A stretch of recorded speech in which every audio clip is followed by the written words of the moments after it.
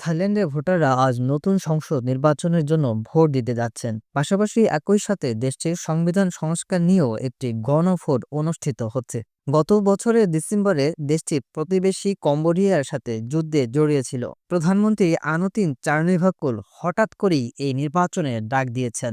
তিনি গত ৩ বছরের মধ্যে দেশটির তৃতীয় প্রধানমন্ত্রী। সমালোচকদের মতে দেশটির সংবিধানে সিনেটের অনির্বাচিত সদস্যদের হাতে অতিরিক্ত ক্ষমতা দেয়া আছে।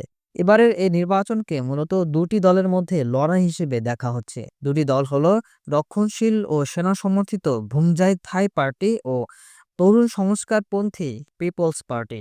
যদিও দুটি দলে দেশটির এখনকার ক্ষমতাসীন জোট সরকারের অংশ, তবে ধারণা করা হচ্ছে যে কোনো দলেই এককভাবে সংখ্যাগরিষ্ঠতা পাবে না। এছাড়া প্রতিদ্বন্দ্বিতা রয়েছে ফেউ থাই পার্টি। তবে দলটির সাবেক নেতা পেতুংতান সিনাওয়াত্রাকের একটি ফাঁস হওয়া ফোন আলাপের পর তার পদ থেকে সরিয়ে দেওয়ার পর দলটি তার প্রভাব হারিয়েছে বলে মনে করা হচ্ছে। Abdul Ariyan, AVN news desk.